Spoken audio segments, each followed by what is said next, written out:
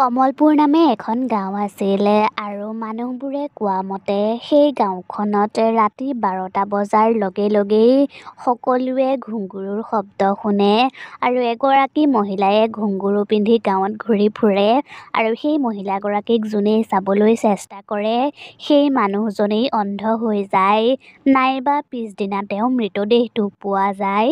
সেইখন গাঁৱতেই দুজনী বান্ধৱী আছিল, সুৰভি আৰু মানসী। এদিন সুৰভি মানসীৰ ঘৰত থাকিবলৈ আহিছিল।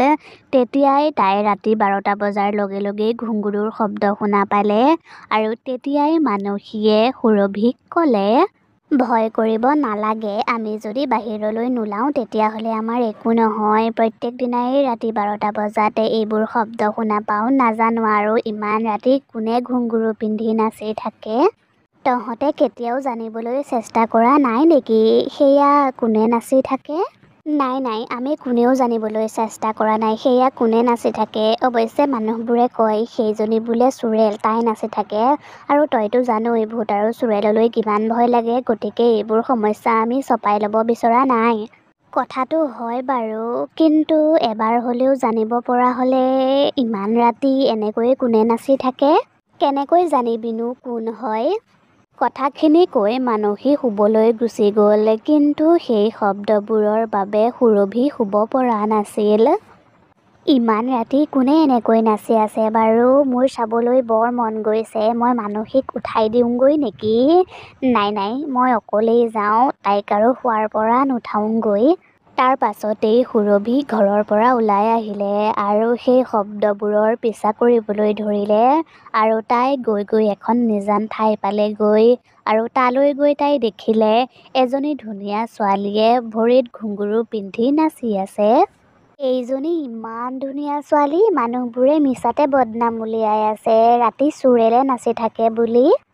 তেতিয়াই সুৰভিয়ে দেখিলে ছোৱালীজনীয়ে নাচি থাকোঁতেই জোৰকৈ কান্দিবলৈ ধৰিছে। আৰে, এই ছোৱালীজনীয়ে কিয় কান্দিবলৈ ধৰিছে? মই গৈ সুধোঁগৈ নেকি? সুৰভি ছোৱালীজনীৰ ওচৰলৈ গ'ল আৰু ছোৱালীজনীয়ে মূৰ তল কৰি কান্দি আছিল আৰু তেতিয়াই সুৰভিয়ে ষছোৱালীজনীক সুধিলে, কি হ'ল তোমাৰ? তুমি ইমান ধুনীয়াকৈ নাচিব জানা, কিন্তু তুমি এনেকৈ কিয় কান্দি আছা? সুৰভিয়ে কথাষাৰ সোধাৰ পাছতেই সেই ছোৱালীজনী এজনী চুৰেললৈ সলনি হৈ গ'ল আৰু চুৰেলজনীয়ে হাঁহি হাঁহি ক'লে, কাৰণ তই ইয়ালৈ অহা মই দেখিলো আৰু তোক মোৰ ওচৰলৈ মাতিবলৈ মই এয়া অভিনয় কৰিলো। কেনেকুৱা লাগিল বাৰু মোৰ অভিনয়টো? কচোন তই এতিয়া মোক।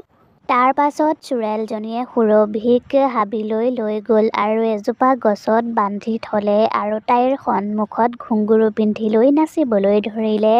তোৰ নাচ দেখিলো, এতিয়া তই মোক এৰি দে। মোৰ ওচৰলৈ যোন এবাৰ আহে সি আৰু কেতিয়াও উভতি যাব নোৱাৰে। তাতে মই কি কৰিম? মই মাত্ৰ তোক এবাৰ চাবলৈহে আহিছিলো, এৰি দে মোক।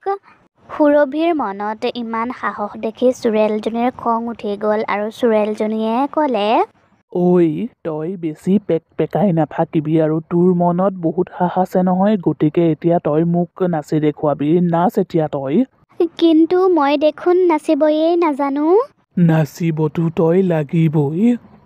চুৰেলজনীয়ে সুৰভিৰ ভৰিত ঘুংগুৰুযোৰ পিন্ধাই দিলে আৰু সুৰভিৰ নাচিবলৈ মন নথকাৰ স্বত্বেও তাই নাচিবলৈ বাধ্য হ'ল আৰু তাই নাচি ইমানেই ভাগৰি পৰিল যে অৱশেষত তাই মৰি থাকিল। মোৰ ওচৰলৈ আহিছিলি কোনে নাচি আছে চাবলৈ, কি অৱস্থা হ'ল এতিয়া তোৰ? সুৰভি মৰাৰ বাবে চুৰেলজনীয়ে বৰ ভাল পালে আৰু ৰাতিপুৱা হোৱাৰ লগে লগেই চুৰেলজনী তাৰ পৰা নাইকিয়া হৈ থাকিল।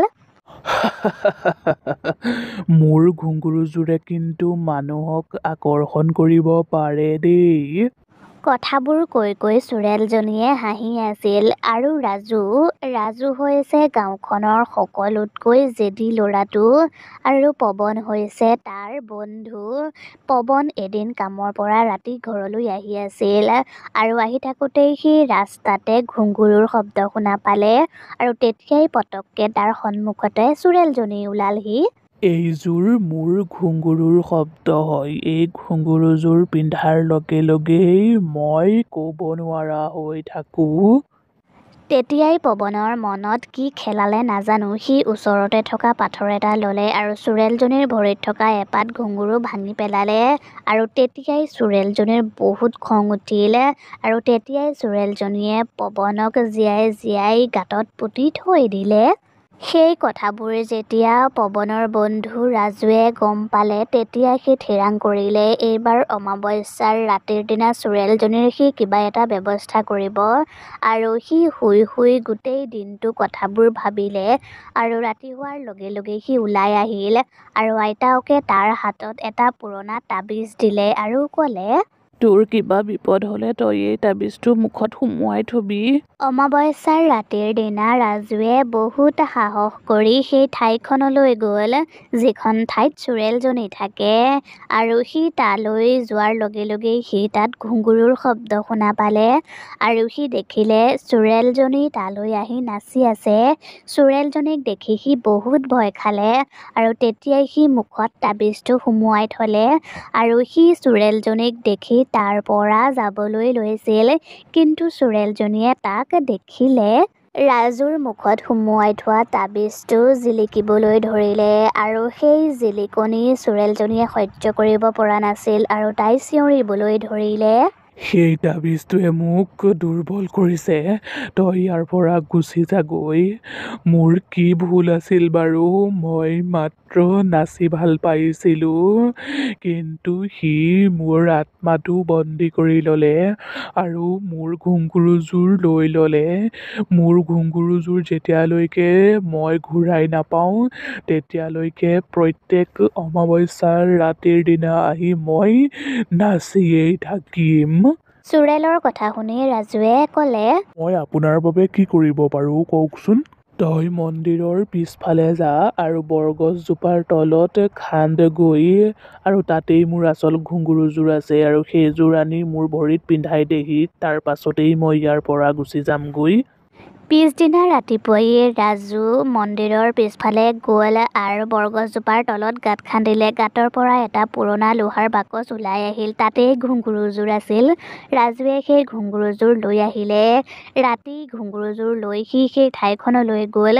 সি তালৈ যোৱাৰ লগে লগেই চোৰেলজনী তাৰ সন্মুখলৈ আহিল আৰু ৰাজুৱে ঘুংগুৰুযোৰ চোৰেলজনীক দি দিলে। চোৰেলজনীয়ে লগে লগেই ঘুংগুৰুযোৰ পিন্ধি ল'লে আৰু তাই বহুত সুখী হ'ল।